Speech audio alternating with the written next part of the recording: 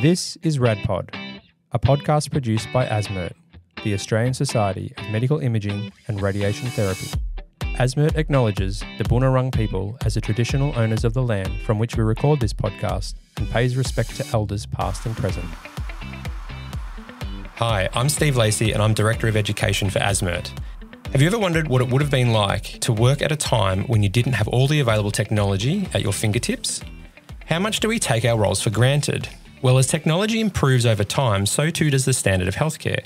Over the years, we've seen huge advancements across many areas of healthcare, and technology improvements are responsible for much of this. One area in particular is radiation therapy. Now, I can't begin to imagine how radiation therapy was conducted 30 to 40 years ago, and I have a vague recollection of some isodose charts in first year uni. And today I'm joined by someone who has been in the industry for quite a while, and that's Marita Lawlor. So Marita is currently the clinical lead of planning at the Olivia Newton-John Cancer Centre in Melbourne. Welcome to the show, Marita. Thanks, Steve. Great to be here. And I'm also joined today by Gabriella Leo. So Gabby also works at the Olivia Newton-John Cancer Centre, but doesn't quite have as much experience as Marita. Welcome, Gabby. Thank you for having me, Steve. All right, we're going to lay it out on the table from the very beginning. Marita, when did you qualify as a radiation therapist? I qualified in 1984, although I did speak to a girl that I trained with just to clarify it. Yep. And she told me that she graduated on December the 18th, 1984, but I didn't graduate until about 5 weeks later because I'd taken some time off to go travelling. And so I still had to make up my clinical hours. So you were actually saying 1985? 1985, I should say. So you're a spring chicken. Yeah, that's right. Right. And what about you, Gabby? When did you qualify as a radiation therapist? I qualified last year, July 2024, and I studied at RMIT. Okay. So we've got quite a range of experience here, and about 40 years that is. Marita, can you just tell us a little bit about your uni days? What were your uni days like? So we did a diploma of applied science in physics, and that was a 3-year course. So you had coursework and then clinical placements, and you had to get a number of clinical hours up in order to qualify. Yep. And so you spent your year between RMIT and working at Peter Mac, which Peter Mac at the time was the only centre that provided radiotherapy. Yeah. Was your clinical placement in blocks? Yes. Yeah. Yep. So you'd go up for blocks throughout the year. Yeah, right. Yep. Okay, so similar to what they do now.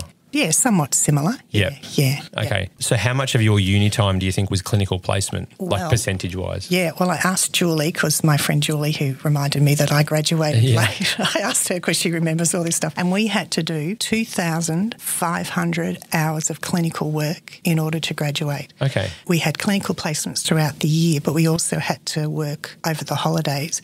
But the difference was that we got paid. So all of our clinical work, those 2,500 hours, which Gabby and I were looking earlier today, it's about 320 days of work. Wow. Yeah. 320 days of work and all paid, like the whole lot was paid. Yes. So a little bit like an apprenticeship model type program. But a lot of your vacation time you worked as well. Wow. Gabby, how do you feel about the fact that Marita got paid for her clinical placement? It's a little bit of I guess it would be nice if we got paid as well, because obviously we don't get paid anymore. Yeah. I was going to say a slap in the face, but not really. I guess it's still part of, you know, when I signed up to the course, I knew that it wouldn't be paid, but it would have been nice to have been paid. And, you know, because you're still working at the same time. Yeah. Marita, who paid you for that? Where did the money come from? Did it come from the university, from the clinical placement? Through the clinical placement. Through the clinical placement. So the hospital itself would have paid you. Yes, right. Yeah. Okay. Gabby, tell us about your uni experience. What was that like? So I did the Bachelor of Medical Radiations in Radiation Therapy at RMIT, and it was a 3.5-year course. So the end half of the year was like our internship, 6 months. But obviously everything was unpaid, and we did little blocks of, first year was 3 weeks of placement, and then second and third year we had 2 separate 6-week blocks, so 12 weeks in each year. And then the 6 months was 24 weeks. with a nice 2-week break in the middle of it. Okay. So it's still a fair amount of clinical placement. I'm not sure if that accounts to 320. Yeah, I was going to say I haven't calculated the hours. Nothing like it. Nothing? No, it's not. Yeah. Like over the years, that's one of the things that has definitely decreased is the amount of clinical placement. And I think it went down again a couple of years ago. And there's always this concern from us oldies, how are these people ever going to be qualified enough? But let me tell you, they're all pretty fantastic. So yeah, and it's a very interesting point that you make, making sure that there's that balance between university time and clinical placement time, and that clinical placement time isn't necessarily diminished, but it's not also necessarily about the clinical placement time. It's also about, I think, the clinical placement quality as well, and making sure that the quality of the clinical placement is good. You could spend, days and weeks in one clinical placement, but if the quality is no good, then the outcome is actually going to be poor, really, isn't it? Absolutely. So, and departments are set up much better now and cater much better to students than, in our day, you've sort of left to sink or swim a little bit. Yeah. One of the other things that was different about the course when I did it was that you had to be interviewed to get into the course. Yep. And the interview was with people from Peter Mac and also from RMIT. And every year they only took on as many students as they thought they would be able to employ at the other end. Right. So in my year, there was only 6 people in my year level. Which is extraordinary when you think about it, that a course at RMIT would run with 6 students in a year level. How many were in your year, Gabby? We graduated with about 14. Yeah, okay. We started off with 35. Right. So we lost a fair few in the middle. That was the thing I was going to ask, was about attrition rate, because you might only take as many students as you're going to employ at the end, but if you're going to have a lot of them drop out, like in your case, double the amount drop out, then that's going to cause problems, isn't it? Because all of a sudden then you're going to have a lot of vacant spots at the end of the course itself. Yeah, and I think that sort of speaks to when I qualified, the idea was that you would stay in that profession for your life. Whereas these days it's very different. People are expecting to have lots of different careers and things like that. So attrition rate, there's so many more options available to people and avenues that they can go down. Yeah, absolutely. So you obviously started at Peter Mac and have worked there for a few years to begin with. Where else did you work? I worked at Peter Mac. I then had about a 12-month stint in America. And then went back to Peter Mac, and then when the Austin, which at the time was the repatriation hospital, is where I started to work for the Austin Hospital. Yeah. And then that was a Commonwealth hospital, and then when it was transferred into the state system, we came under the umbrella of the Austin. Okay, and this was around the early 90s, wasn't it? Yeah, 1992 we opened the department. So that was sort of the decentralising of radiotherapy services within Victoria. The Alfred opened, I'm pretty sure that same year, and I think Geelong opened maybe in 1993. I think those figures are right. So that's now more than 30 years, I guess, with the Austin and in one organisation, and that's a very, very long time. How are you feeling about retirement? I'm tired. I can imagine. But I'm also very excited. I've worked pretty much full-time since I qualified when, I had my daughter, so I had my 12 months off then, and I had a couple of short stints of being part-time when she was going into school and things like that. But pretty much I've been full-time. Yeah. Back then, you got your 12 months mat leave, but there wasn't a lot of opportunity to come back part-time, particularly when you're employed at the higher levels. So that's one thing that's really changed and changed for the better, is those more flexible work agreements that people can have now, and which I'm taking advantage of now. The last 2 years, I now work just 4 days a week as I transition. Yeah, that's good. Retirement. That's good. Now, Gabby, you've only ever really known radiation therapy as we see it today. Obviously, you consider it a good profession to be in? Yes, I do. That's good. But Marita, when you first qualified and looking back to radiation therapy in the 1980s, what are the big differences that you note between the way it is now and what it was like back then? Everything is completely different, really. From, you think back to the process that a patient goes through. The first step is simulation, where you're identifying the area that needs to be treated. When I started, all you had was an X-ray. So you either had an AP X-ray, and if we were doing something really fancy, you might have a lateral X-ray as well. Yep. And the doctor would then, with a chinograph pencil, mark onto the X-ray the area that needed to be treated. So it was either a square or a rectangle. Occasionally, you might cut some corners and place some lead blocks in the path of the beam. But So if you didn't have the lateral, then you had no idea about depth then? No. Well, we would very accurately take a measure. So that means you'd just be treating from the front. Yeah, and the back. right. We would very accurately measure the patient's AP, so the distance from the ant skin to the post skin. Yeah, and we would do a very precise manual calculation of Yeah. that. And then, CTs came into hospitals. I remember the CT coming in the radiology department at Peter Mac, and we used to have to take our patients up to radiology to get them scanned. And even when we started at the RePAT in 92, any of our patients that needed a CAT scan, we had to go across to the, radiology department. And then CTs became available in all of the actual radiotherapy departments. And then now at Austin, we're lucky enough to have an MR sim as well. So things have really changed there. And then planning is completely different, as you alluded to before about the isodose lines. Everything was manually planned. You had to manually calculate the monitor units that you'd set on the machine. Everything was done in 2D. Today it's 3D, 4D. So that side of it's very different. Everything was forward planned. Now it's inverse planned. We've got fancier techniques. And then on the machine, things are really different as well. So looking at, there's immobilisation for patients. I can remember when we introduced casts for head and neck patients at Peter Mac back in, I don't know what it was, but it was a long time ago. Prior to that, you'd really be taping a patient's head with a piece of sticky tape as opposed to having a full mask. So I suppose the other thing that's changed, the major change on the treatment units is the IGRT, so the image guidance. So we used to have a patient on a bed on their first day and we would expose a film that you placed underneath the patient and you'd run away to the dark room, develop the film, come back and have a look and see if they looked like they were in the right position looking at an X-ray. And then we moved to EPID imaging and then having CTs or cone beam CTs available on the machine so you can actually have a look on a daily basis at, what you're actually treating. And then to the MR Linac where they're doing adaptive planning and changing plans on the fly. So it's been a constant change. Yeah, incredible. And how do you feel you've adapted to those changes as they've gone on? I think I've adapted reasonably well. Well, because you had to, you have to. Now at my age, I can see that the younger people are much quicker and faster and all of those things. And that's probably something that I hear a lot from the older colleagues in the department is, those young ones, they work way too quick and things like that. But I can remember thinking that about the people that I thought were old, those 38-year-olds, they're so old. When I qualified, they're so slow. Yeah, right.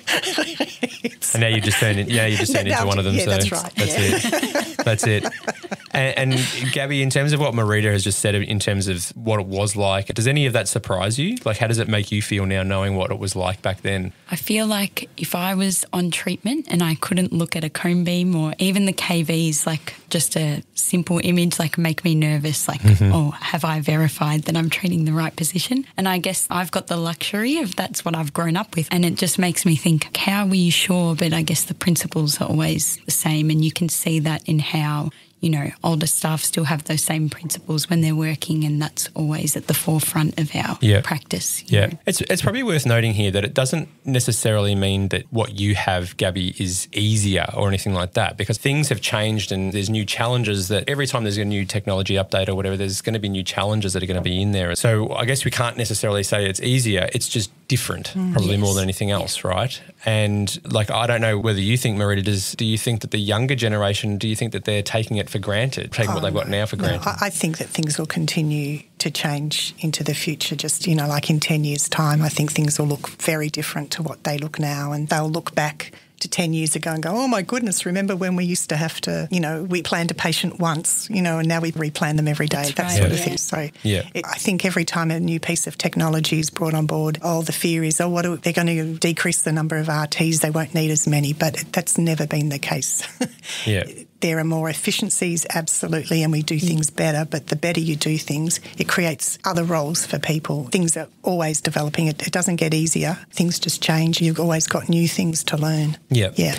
And Gabby, what area are you working in RT? At the moment, I'm in planning. Okay. So I've done a stint in CT, in simulation. So we've got a team at ONJ that is just strictly on the CT simulator, just doing the immobilisation and setting the treatment position. And now I'm in planning on the computers.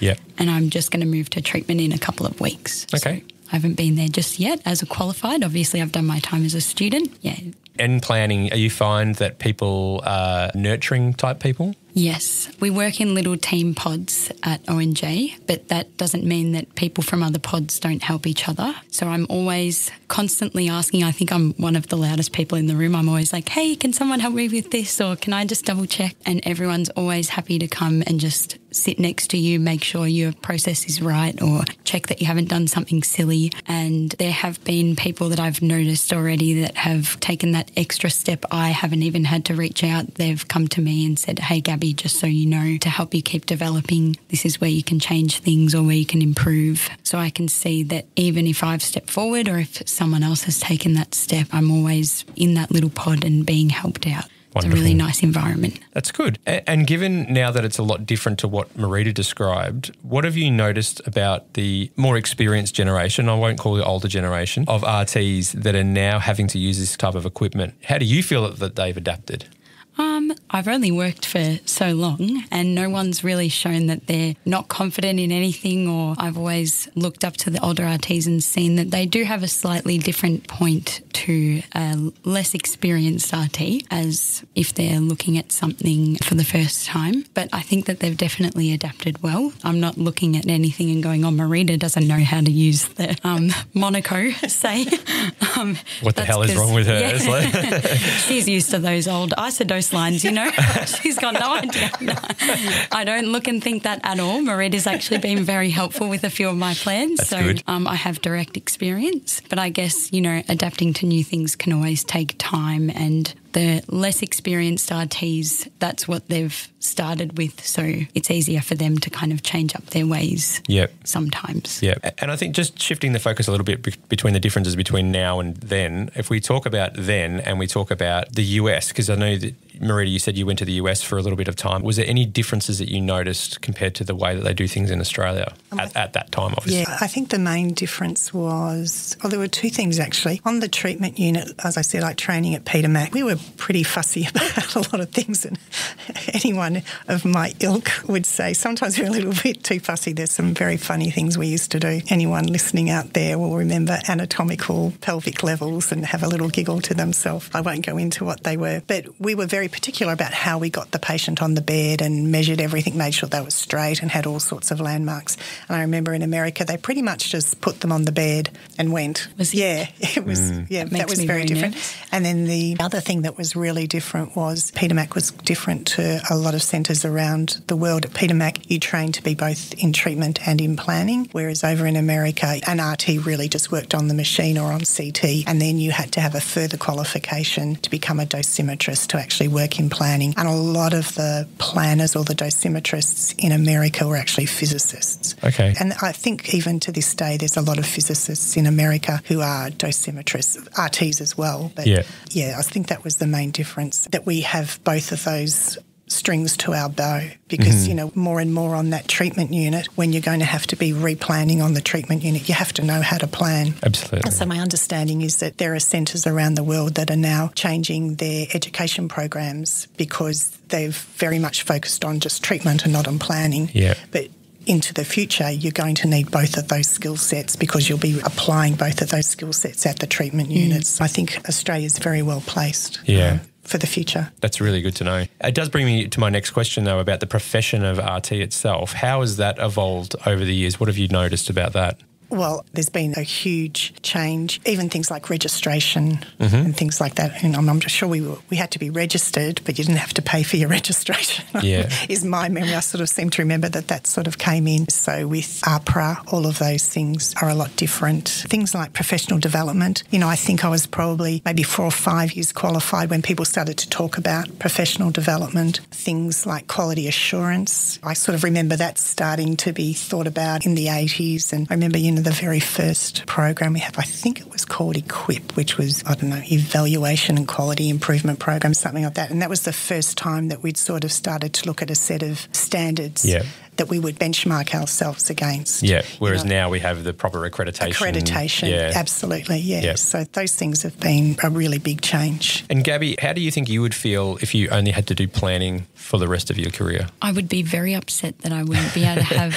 some sort of patient connection and seeing people. That's not to say I don't like planning. I have actually very much enjoyed my time in planning recently, but that's one big part of the career that really drew me to wanting to be a radiation therapist. And I would also be a little bit worried that I would get a bit bored. Mm-hmm. Yeah, one of the benefits is getting to go between the two, sitting down at the computer, thinking, problem solving, working independently, and then when you're with the patients, adapting to whatever they need at that point, and just having a good chat sometimes as well. Yeah, that's good. And Marita, I'm kind of thinking about role expansion as well, and the role of the RT has probably expanded. I mean, we talk a little bit about now how it's going to have to encompass the whole lot of the planning and the treatment, not just doing just the treatment side of things as well. What about other areas of role expansion with RT? Yeah, certainly over the years there's been a lot of role expansion. So we certainly had an education department way back at Peter Mac, but it was I think there was 2 people in the education department for the whole of radiation oncology. So it was more administrative than an actual teaching role. But now all departments have at least 1, if not 2 educators. I think in the last DBA there was a number of further grade 3 education roles that are currently being... Yeah, there were a lot that were recently rolled out. Yep. Recently rolled out, which is really great. So we have education roles in the department, we have research roles in the department. So certainly RT-led research, there wasn't a lot of it when I first started, and that's just, developed over the years and continued to get larger. And then, of course, you've got clinical trials as well. So a lot more patients are involved. There's advanced practice. There are roles within radiotherapy departments just to look after the IT side of things, your patient information systems. There's a huge amount that they can do. And, it's very hard for staff to have the time to really exploit all of the opportunities that are in those systems unless you have someone dedicated in that role. So all of these roles are needed. The more we can have of those, the better. Project roles. It's very hard. We've all RTs all around Australia feel like they're overburdened with work, working long hours, and then on top of that, bring online new projects. You really do need dedicated people and teams to bring on projects, which is really great. A great way of getting new technology brought in, a great way of developing skills for a lot of staff, bringing them all into the one project. Yeah, and I think that's the thing. These roles themselves are incredibly important as well. And imagine where we're at the moment. Imagine if we just said we're not having those roles anymore. So it would change things up completely, right? Completely. Yeah. So what about other differences with the people that you've noticed? Is the way that people interact with patients different now compared to what it was like beforehand, or the way they interact with each other? I think the way they interact with patients hasn't changed. From the early days at Peter Mac, patients were always at the forefront and a really strong focus on patient care, and that has continued up until today. And I think, as Gabby said earlier, that's why we got into the job in the first place, is because we wanted to help people. That continues to this day, which is really terrific, and the way that it should be. I'd like to think that we do it better today than we did back then, because that's the way it should be. Yeah. We should always be improving the way we do things. But yeah, I think that RTs really do care about their patients, and I think the fact that when you are on the machine, you can see them 5 days a week for 6-7 weeks. Obviously, you develop a relationship with them. Now, Marita is coming to the end of her career after more than 40 years, and I'm sure that back in 1984, or I'll say 1985 now, you wouldn't have picked where the profession would be today. Gabby, you've got 40 years or more left in this profession. It does sound like a lot, but it's going to be great. It's coming, yes. Yep. And this podcast is actually being recorded, so you can look back on it in 40 years' time if you like. And I'll say, look at that little naive girl that was talking. Right. That's exactly right. What do you think? I can too. Yeah. That's right, yes. What do you think the profession is going to be like in 40 years' time? I think it is hard to say overall. Like, as we just said, Marita may not have been able to guess where it was going to go. So I think I'm a bit in the same boat, but looking at all the technology that's coming forward, I think overall we're looking at adapting treatment plans and becoming more patient-centred, like looking at how we can change technology to be altering exactly what we're doing for the patient so it's best for whatever diagnosis they have, or the type of, anything that can change with the patient we're making sure that we're altering everything to suit them. I think a lot of people are worried that AI is going to take over and things like that. But as Marita said, I don't think I'm going to lose my job to AI. I think it just might change the process. Yeah. And looking at adaptive planning with the MRIs, that's something that maybe will become standard of care for everybody as that technology gets rolled out and facilities are able to get that machinery and things like that everybody can have. And that's really great because it means every time we're treating a patient, we're making sure it's going to be best for them. And there's proton therapy that we've talked about as well, stuff like that. When we can acquire that kind of technology, I know it's very expensive and not every centre can have it, but that's something that might become more. Certain type of cancers get treated with that. Yeah, well, I think people probably thought the same about CT and MRI when that first came in. Was my God, how is every centre going to have that? And now look at it, every centre does have every centre, literally, every centre has a CT from where I've been at least. Yeah. And then MRIs are starting to become more accessible for radiation oncology, which is good. Absolutely. And what about you, Marita? When you're still around in 40 years' time, is there anything else that you think that the future holds for this profession? Yeah, look, it'll look completely different. I can't imagine what it will be like, but, I agree it'll be far more adaptation throughout a patient's course of treatment. I think I said earlier about we currently have one plan and we use that for 7 weeks, and we'll look back on that and think, oh my God, what were we thinking? Why did we ever do that? Oh my God, that's terrible. We were so precise about it too.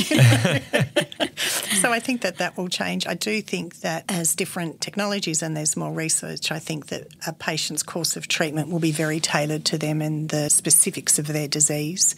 So be that with gene testing and I know one of the radiation oncologists was talking to me the other day about a trial that's coming up for head and neck patients that would ordinarily have had 35 treatments. That means that they will go in this trial and they'll actually only get 15 treatments rather than 35 treatments. Right. But the preliminary studies are showing that in this subgroup of patients that this is actually all they need. So that's huge in terms of the long-term side effects that those patients would suffer. So I think that it's just going to become very much personalised medicine will have a really big impact over the next sort of 10, 15 years. Yeah. Beyond that, I don't know. I'll wait and see. Maybe there'll be a cure for cancer, but that would be interesting because it means you guys would all be out of a job, That's right? So. And I can remember saying that, 40 years ago, there'll be a cure by then. Yeah. So, and we're certainly getting much better results, which is fantastic. And one of the great things about the advancement of radiotherapy is that, the side effects that patients suffer are far less with these new technologies, and we're getting much better control rates, in the sites that we're treating. So it's terrific because we're getting more dose in to the target and being able to preserve the function of the surrounding healthy organs. Yeah. That's great. Marita and Gabby, thank you both for giving us your time today. I do have one more question for each of you. Marita, can you describe your career highlight over the years and what you've mentioned to me before as your happiest day of work? Yes, so my happiest day at work was actually a Sunday, and it was Mother's Day. I think it was around 2006, so my daughter would have been about 4 at the time. And we had a young girl come into our department. It was very unusual for us to treat young people. They tended to go to Peter Mac, so this is at the Austin. She was in her early 20s and she had a nasopharyngeal carcinoma, which was unusual anyway, let alone in a young girl, with the world at her feet. We wanted to use IMRT for her, which previously we would have used a whole series of fixed fields and tried to sculpt the dose around the organs at risk and do all of that. But we had previously treated one patient with IMRT to the head and neck, and then for a whole set of reasons we hadn't done it for a number of months, and then this young girl came along. And in those days, the QA that you had to do on these plans took hours on the machine, so we had to work on the weekends. So I was in there all day Saturday. Another colleague of mine, Carmel Mantle, came in and helped, and the doctor came in a couple of times throughout the Saturday to see how we were going. And by the Sunday, we called the doctor in to say, we think we've got a plan, come and have a look. I can remember sitting in front of the computer screen and scrolling through this plan, which was all very new, and we were elated at what we had come up with. We were so proud. We were laughing, tears in the eyes. It was just the best feeling that we had given this young girl's mum a Mother's Day gift that she would never know that she would receive, and that was that the side effects that her daughter would get from this course of radiotherapy would be lessened. Yeah. It really was my best day at work. I just loved it that we were able to do that. And then we went home and to our own families and celebrated Mother's Day. And then the anecdote to that is about 2 years ago, we had a request from Peter Mac to say that she had come in there. So she was now 38. Yeah. And she'd obviously had a setback, and we had to send our previous treatment plan into Peter Mac so that they could do another course of treatment. And, of course, my first thought was, oh, that's just awful for this girl, this woman now, that has happened. But a few seconds after feeling terrible for her, I suddenly thought, oh, that plan. Oh, somebody's going to see that plan now and think, oh, what on earth were they doing back then? This is a terrible plan.